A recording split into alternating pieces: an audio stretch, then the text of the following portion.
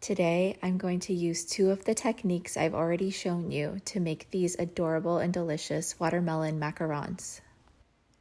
If you're new to my page and interested in learning how to make macarons, please go back and watch my macaron tutorial video where I give a very detailed explanation in addition to my recipe. Once you've made your meringue and whisked it to stiff peaks, add in half of the dry ingredients and combine, then add the other half of the dry ingredients and continue to gently combine until your whole mixture is homogeneous and all of the dry ingredients are distributed evenly.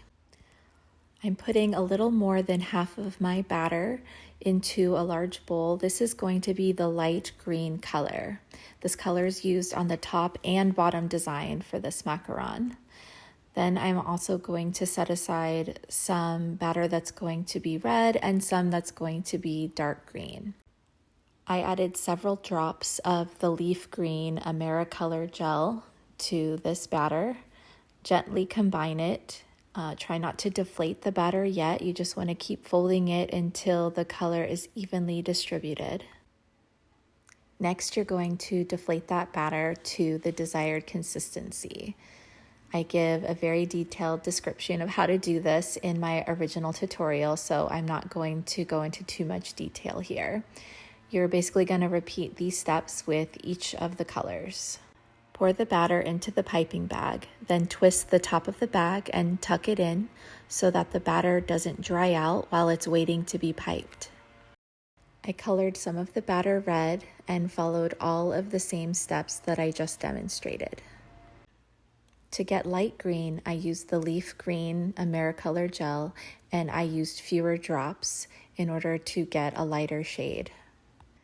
I'm only putting a small amount of this light green batter into the piping bag because the rest of it is going to be used to make the design for the bottom half of the shells. Cover the rest of the green batter with a piece of plastic wrap. Allowing this top layer to dry before it gets piped will cause uneven shells. Pipe a small amount of the dark green in the center. Then you're going to use the light green and put that in the center of the dark green. And then you're going to use red until you get the macaron to the size that you want. I did a little bit of trial and error with this first row just to see how much of each color I needed to use to get the result that I wanted. So that's why they're all a little bit different. For the design on the bottom of the shells, it's going to look like the outside of the watermelon. So I'm using the same technique that I demonstrated in my first multicolored macaron tutorial. And I'm going to paint the inside of the piping bag with a paintbrush, and I'm using the leaf green color. Pour the rest of the light green batter into the piping bag, and you're ready to pipe the second half of your shells.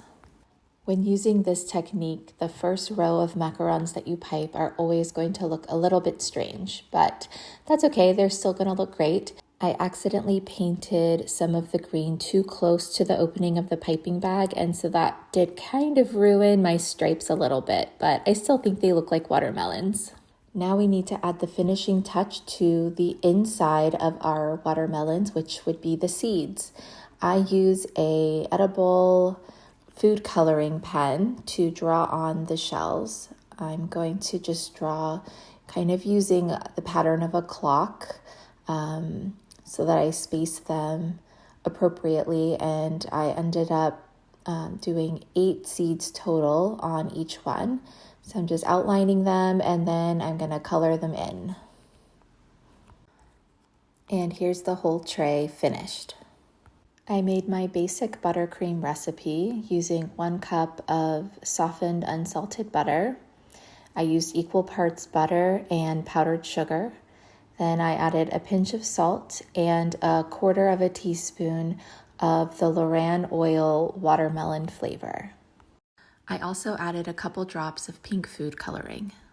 If making both of these designs is too intimidating, just do one or the other. Thanks for watching. I hope you found this helpful.